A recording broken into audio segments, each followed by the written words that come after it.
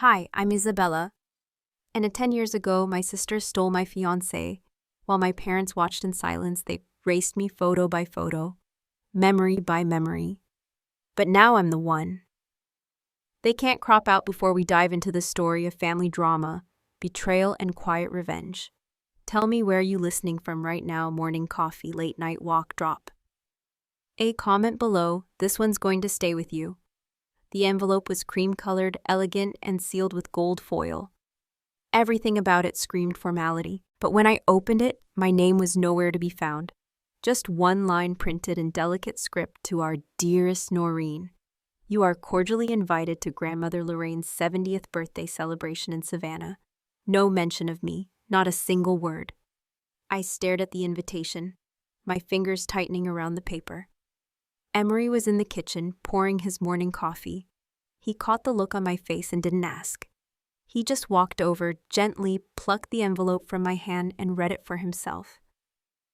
Then, he said what he always did when my family was involved. You don't have to go. I did what I always did in return. I forced a half smile and said, maybe it's time.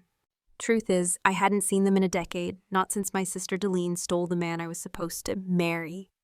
And my parents stayed silent like it was weather passing through. I moved out of state, changed my phone number, and built a life that wasn't dependent on being someone's daughter or someone's lesser sister. I didn't need them. I had Emery. I had Noreen. But when your daughter's name is written in gold, and you're not even penciled in, it does something to you. We made the drive from Atlanta to Savannah on a Thursday morning. Noreen was in the back seat humming to herself as she colored in a sketch pad she had. Emery's calm, but my stubbornness and an artistic eye that seemed to spot beauty in things. I'd long forgotten how to see. The family house sat at the end of a long gravel road, flanked by oak trees with drooping moss that looked like it hadn't moved in a century. I'd grown up in that house, learned to keep quiet in its hallways, watched my parents favor Delphine in its drawing rooms. The front door opened before we even got out of the car. My mother stood there with her hands clasped, wearing the same shade of lipstick she always wore when she was trying to impress someone. Rowella, she said as if tasting something unfamiliar.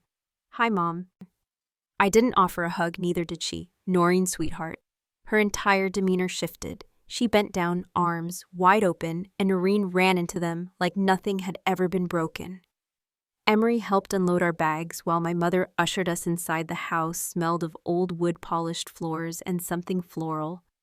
I couldn't name everything was exactly the same, but colder somehow, like memory dressed in formal wear. We were shown to a guest room upstairs. Not my old room that had been turned into a sitting library. I didn't ask who sat there. I already knew. Dinner that evening was elaborate, long dining table silverware I didn't recognize. Candles lit, even though the sun hadn't fully set. Relatives I barely remembered greeted me with measured surprise, and Deline arrived fashionably late, as if this entire weekend had been staged for her dramatic entrance. She looked exactly as I remembered, effortlessly polished, every strand of her hair in place, voice smooth like syrup, and just as sticky. When she kissed my mother on both cheeks, it was theatrical. When she turned to me, her smile thinned. Well, Pom, she said, if it isn't our prodigal sister. I matched her smile, but said nothing. Dinner was filled with the sound of polite clinking, over-rehearsed compliments, and an unspoken agreement that nothing uncomfortable would be mentioned aloud. That agreement ended the moment Delphine raised her glass halfway through the meal. You know, she said, swirling the wine in her glass. I was just thinking about Calvin the other day. The air in the room shifted. Cutlery froze midair. Guess we both dodged a bullet, huh? She sipped the room, chuckled, unsure whether to laugh or wait for my reaction. I didn't say a word. I just looked at her long and steady. My stomach twisted, but I wouldn't let it show. It wasn't just what she said. It was how she said it, like she still believed she'd won something, like she forgot what it cost. Later that night, when everyone had retreated to their rooms, I stood by the window of our guest room. Noreen was already asleep, curled against Emery, who was reading quietly in bed. I watched the moonlight settle on the oak branches outside and thought about silence, the kind that doesn't heal, only hides when Delphine stole Calvin. I expected my parents to say something, anything, but all they gave me was a hollow quiet that hurt more than any insult ever could. It told me exactly where I stood in the family nowhere. I left the house all those years ago, with a suitcase and a vow. I wouldn't beg to belong again, and I hadn't. But now I was back. Not for them, not even for closure for my daughter. As I turned off the light, I thought about Delene's smirk, the way she raised her glass like royalty dismissing a servant. She might still think I'm that same girl who walked away a decade ago. But I've changed. I built a life without their permission, and now I'm here. Not to ask for space at the table, but to burn the seating chart entirely if I must. She raised her glass toward me like a queen forgiving a beggar. I smiled back, but I wasn't that girl anymore.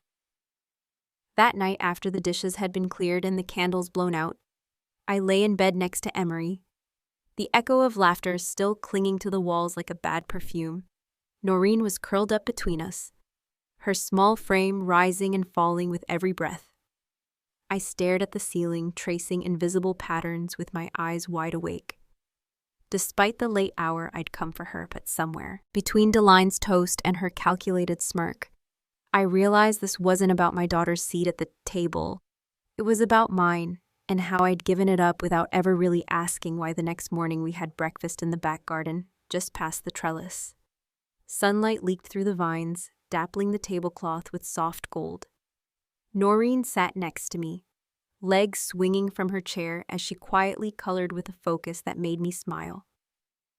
I made this, she said, holding up a drawing. It was a sketch of the house, our family standing in front. Emery, me, her. No one else. It's for Grandpa, she added, unsure of herself.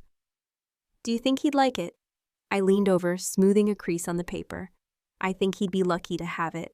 Then I kissed her forehead and told her what I wish someone had told me when I was her age. Art isn't about being good, it's about being honest. Emery reached for the coffee pot. You sure about today? We can keep our heads down if you want. I met his eyes. We're not hiding by lunch. The garden had been transformed. The long oak table was set for nearly 30 guests, many of whom had already begun sipping champagne like it was orange juice. Delphine was in the center, of course laughing at something one of her PR clients had said. My mother flitted about like a hostess on the verge of a breakdown, fussing over napkins and cutlery. When my father arrived, he didn't come to greet me. He walked straight to Delphine, kissed her on the cheek, and took his seat at her side as the first course was served. Noreen tugged at my sleeve. I nodded. She stood up, walked over to her grandfather, and handed him the drawing. He looked at it, paused for just a beat too long, then smiled awkwardly. Well, isn't this charming? Before I could even react, Deline chimed in from across the table. Sweet, but let's not confuse hobbies with real talent, right? A few people laughed. My mother pursed her lips but said nothing.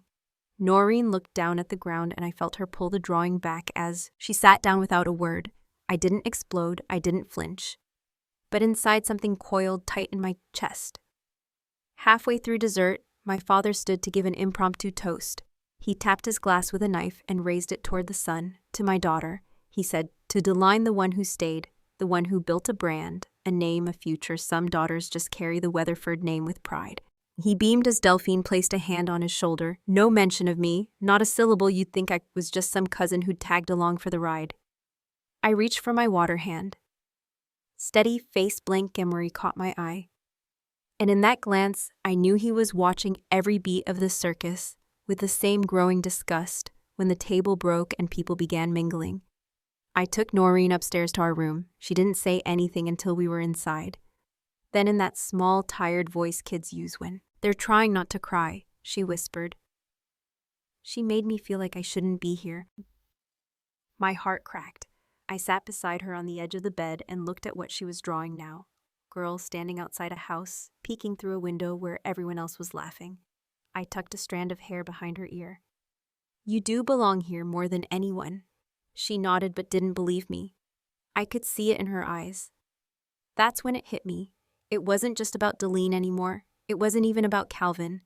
It was about the legacy they tried to write without me, and the story I refused to let them pass on to my daughter. I kissed Norin's forehead and whispered goodnight, but inside I was making a promise I hadn't dared speak in years. By morning, the air had turned humid heavy, with the scent of late summer magnolia blooming near the garden wall. I dressed slowly, Noreen still asleep in the room behind me, and made my way downstairs where the soft clatter of coffee cups and murmured conversation filled the drawing room.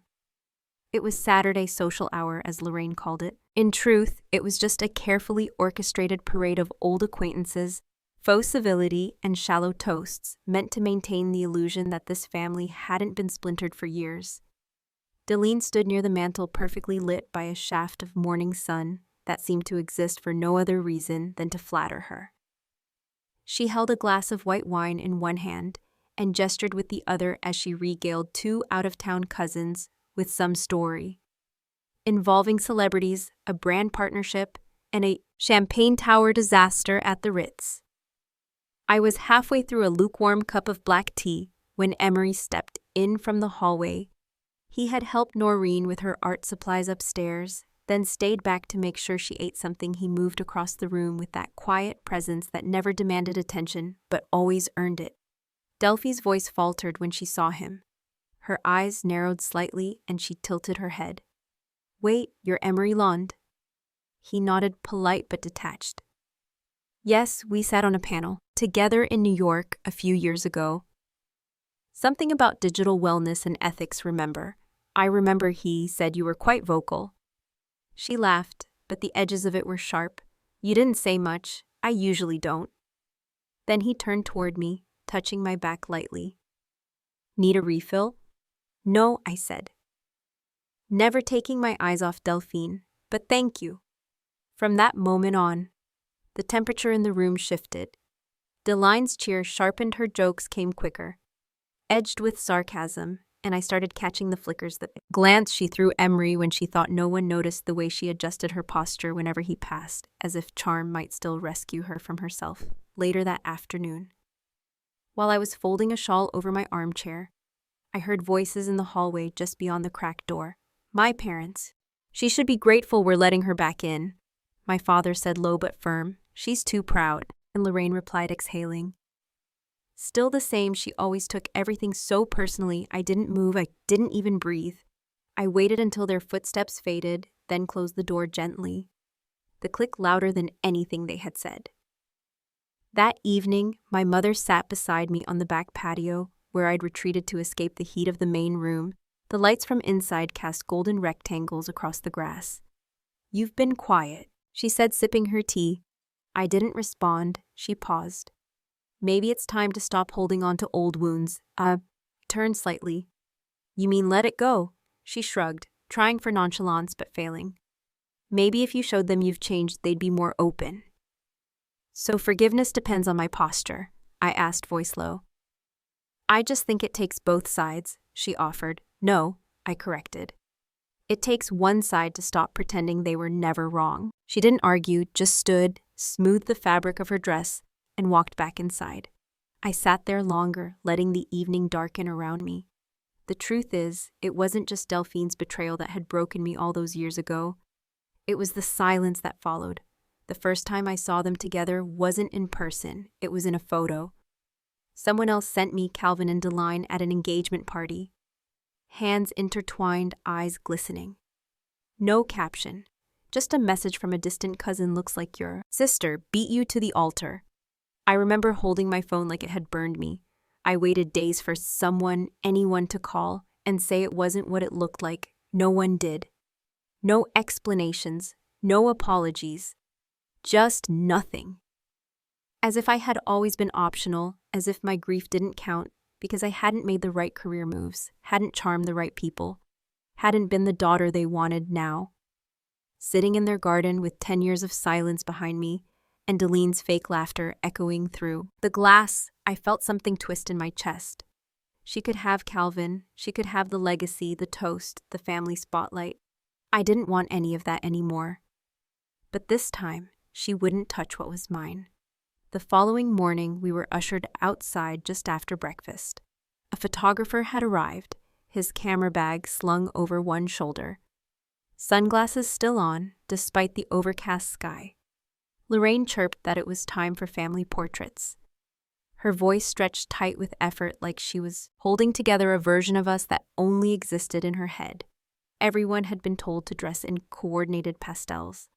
I wore a soft blue blouse. Noreen had picked a light pink dress. She adored the hem, embroidered with tiny sunflowers. I'd braided her hair that morning while she told me about a dream where she was flying, but I wasn't scared, she'd said proudly. I think I liked it. We arrived at the back lawn, where folding chairs and floral arrangements had already been set. The photographer directed people into positions, checking lighting, snapping test shots. When he saw Noreen and me, he paused. Could I have you two stand off to the side for a moment, just while I get the primary family grouping? Primary, I asked. Raising an eyebrow, lighting, he replied quickly, motioning to a corner near the magnolia tree. I promise we'll get everyone.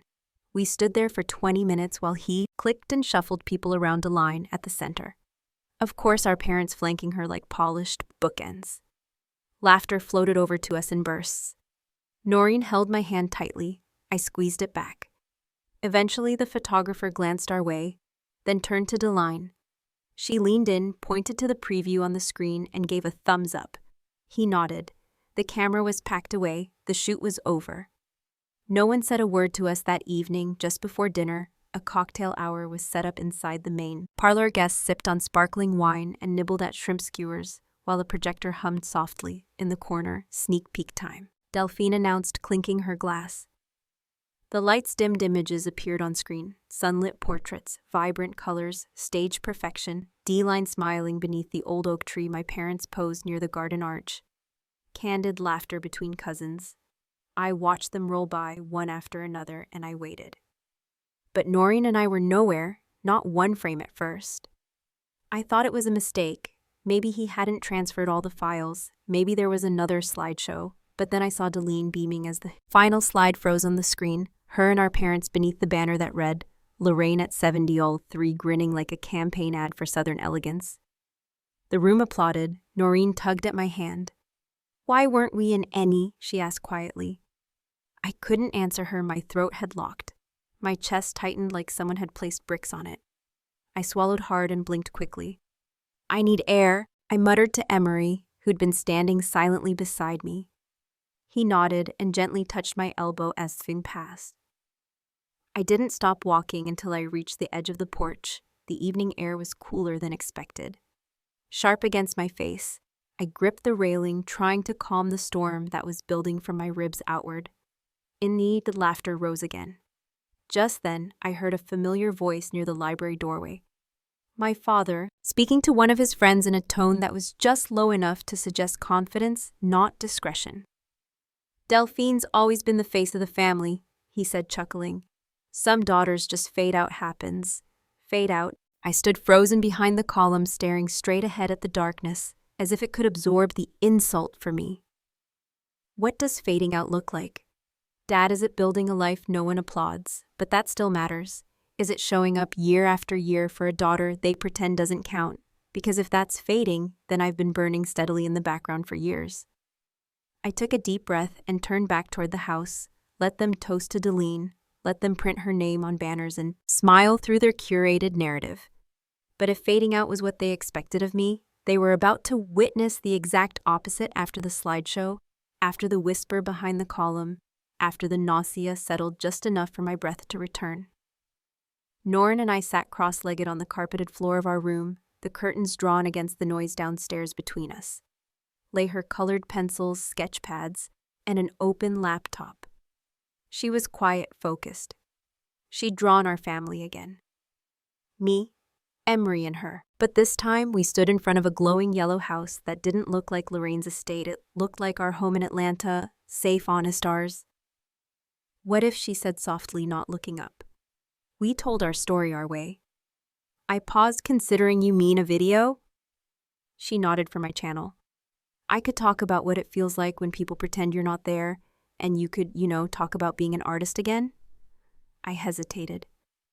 Part of me wanted to say no, not because I was scared of Delphine, but because I knew what it meant to step forward in a family that only celebrated silence and conformity. But when I looked at Noreen, at her small shoulders and her brave, wide eyes, I nodded.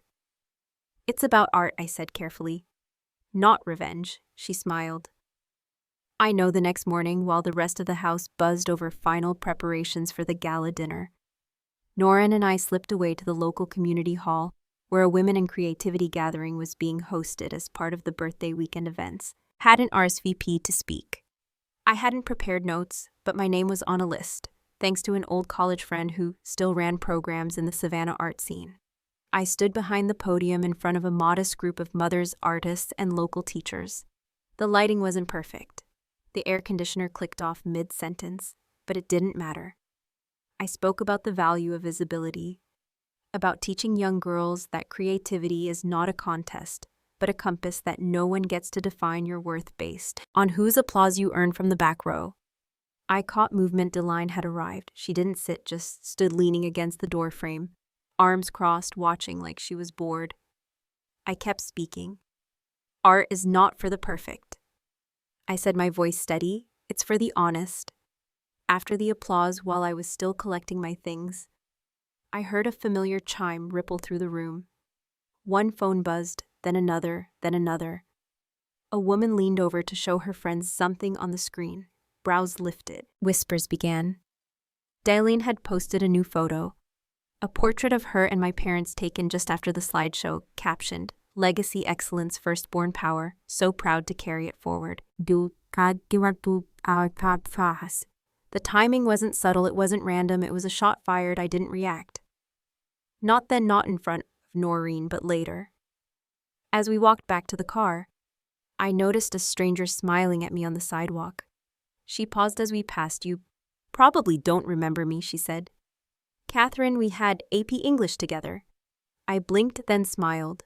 "Of course, hi. I always remembered you as the smart one," she said, eyes flicking toward the event center. But she was the star. It didn't hurt, not like it would have a decade ago. Instead, it clarified something that had been growing inside me. Deline could have the spotlight. I didn't want it. I was building a fire of my own. And if she needed to steal attention just to breathe, I hoped she held on tight, because I was about to light my own. Once Noreen fell asleep, I sat on the edge of her bed, listening to the soft rhythm of her breath. The hallway light spilled in through the cracked door, and for a moment, the house felt like it belonged to someone else, somewhere I'd just wandered into, not the place I was raised. I tiptoed to my room, grabbed my laptop, and joined Emery in the sitting area. "Ready?" he asked gently. I nodded. We had recorded the video earlier that afternoon. "Just..." Norin's voice, soft and clear, narrating over a series of her drawings. No faces, no names. Just a quiet unraveling of truth disguised as art. "Some families show love in loud ways," she said. "Mine shows it in quiet ones, like when my mom claps for me when no one else does the drawings. We're simple. A little girl alone on a bench, a woman picking up spilled crayons, a pair of hands wrapping a scarf around small shoulders. Every scene real, every scene ours." We uploaded it to Noreen's YouTube channel, just a few hundred subscribers. Nothing major, no hashtags, no tags, no caption beyond a quiet truth. Then we shut the laptop. I didn't expect anything, maybe a few kind comments from her regular viewers, maybe a friend would share it. But by morning, the video had crossed 10,000 views. By mid-morning, it had passed 100,000. It didn't stop. People were commenting faster than I could read. "This child just told 1,000 women's stories. She didn't drag anyone, she just walked her truth." Damn, this hit me in the gut. "You're raising a good one." Deline's social accounts were flooded, tagged, quoted.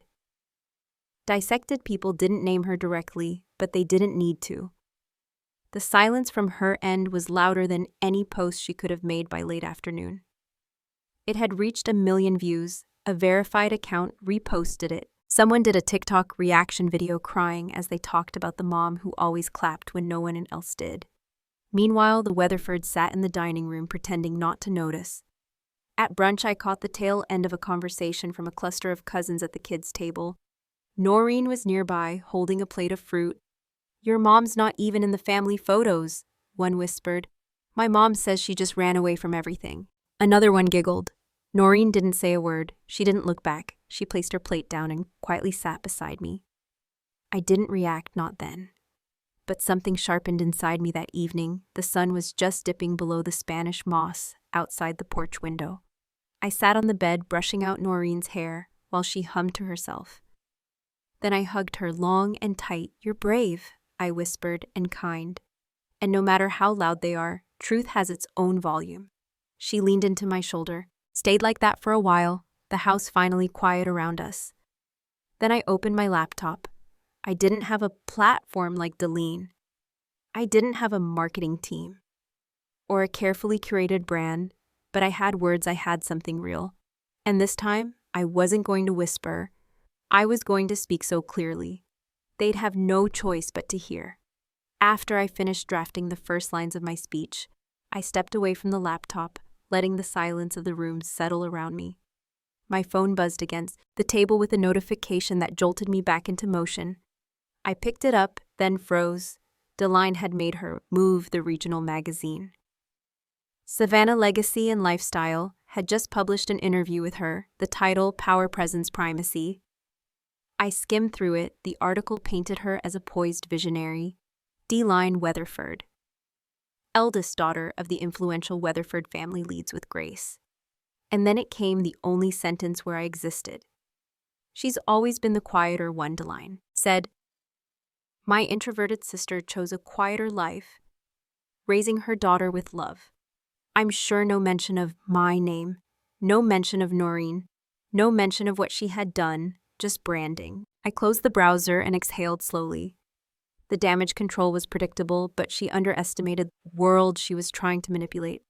People weren't buying it by noon. The internet had exploded, comment sections lit up beneath the article. Funny how the quiet one raised the most fearless kid. This woman cropped out her sister and niece and wants to rebrand herself as inspirational. Ma'am, please, hash drawn, but not erased. Influencers reposted the video. One mother famous for her parenting blog shared it, captioning truth spoken in crayons. Watch This podcasters dissected the contrast between polished PR and authentic storytelling. A trending tag took off hash drawn, but not erased the irony. Hit hard for years. I'd been made to feel like my presence diluted the Weatherford image now. Deline's curated world was unraveling. One post at a time. Her clients noticed by the next day. One of her largest accounts, a celebrity-owned skincare line, released a statement: "We believe in transparency and authenticity. Effective today, we have ended our collaboration with Delphine Weatherford." Another statement followed. Then another. Her firm announced that she would be taking a leave of absence to reflect and recalibrate. They didn't say when or if she'd be back. I didn't make a statement. I didn't need to. The story told itself. That evening, I sat on the porch with a cup of chamomile tea, the air thick with the scent of pine and distant rain. Emery stepped outside, handed me a blanket, and kissed the top of my head. He didn't ask me how I was. He knew I was still sorting it out. My phone buzzed again this time. It was a message from an unfamiliar number. "She's spiraling. I've never seen her like this." I don't think she expected the world to clap back.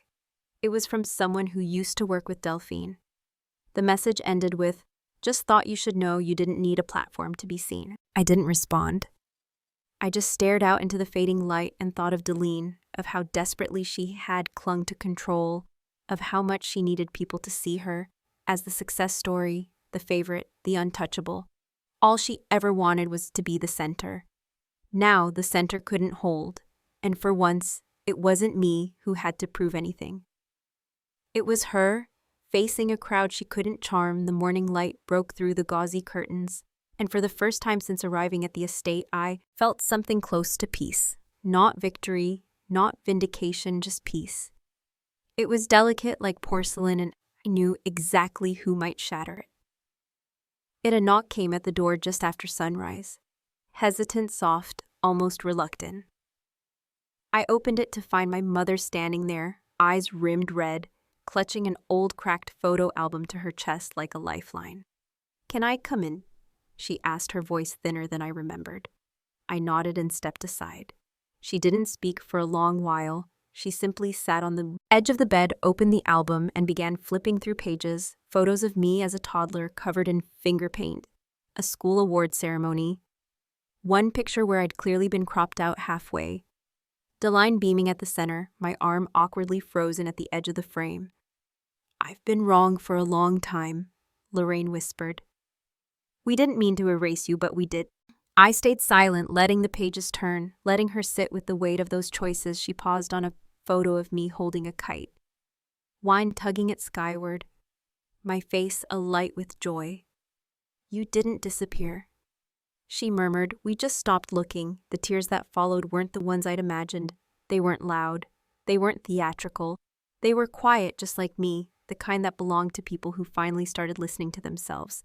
After decades of pretending we talked for over an hour, she didn't defend Deline. Not this time. She didn't try to reframe the past into something prettier. She admitted what it cost us. "I watched Noren's video 4 times, she said, "and I cried every time. That's how I knew it was real." I didn't offer forgiveness, not because I couldn't, but because it wasn't what she needed. What she needed was to feel it, to hold it, to live. In the discomfort she had spent a lifetime avoiding, by afternoon, we were packing. Noreen folded her clothes with the precision of someone too young to carry the emotional weight she had already shouldered. Emery loaded bags into the car, offering a soft smile every time our eyes met. A soft knock tapped on our suite's door once more. This time, it wasn't Lorraine. It was a housekeeper, an older woman with silver hair pulled into a neat bun. "Ma'am," she said, handing me a small cream-colored envelope. "This came for you." The handwriting was unmistakable, curling script from another era. Inside was a letter from my grandmother's sister, a woman I hadn't seen since I was a child. "Your grandmother always knew you'd grow into the strongest one. Never doubt that. When you feel small, remember the garden."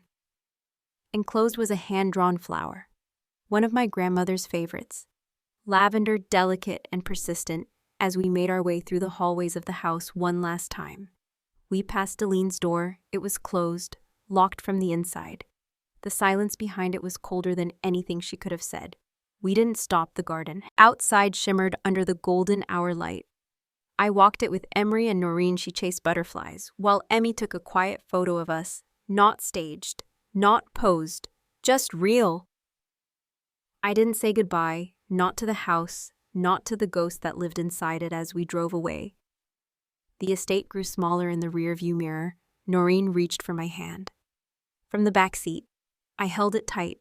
We left before the dessert was served, and I didn't turn back once. We left before the dessert was served, and I didn't turn back once. 3 months later, I stood behind a podium in a modest auditorium filled with women who came to hear stories about survival, not fairy tale victories, not clean, polished endings, just truth, raw, hard-earned, and unadorned. "My name is Rowella," I began, steady and unflinching, "and I survived a family that loved appearances more than people." The room went still. A few leaned forward. Others nodded almost instinctively, as if my words had touched a bruise they hadn't realized was still sore. I believed for a long time that if I shrank, small enough, stayed quiet enough, the pain would pass over me like a shadow. But pain doesn't pass. It roots itself in silence. In the front row, Noreen sat with her sketchpad, head bowed in focus, her pencil scratching softly. She didn't need to look up. She already knew the story by heart, because she'd lived it. Beside me, Deline never released a statement. Her PR firm floundered in the months after the social backlash. Clients dropped quietly, invitations stopped coming. That smile she used to weaponize. Dull, predictable, forced. She's taking a break. Nita.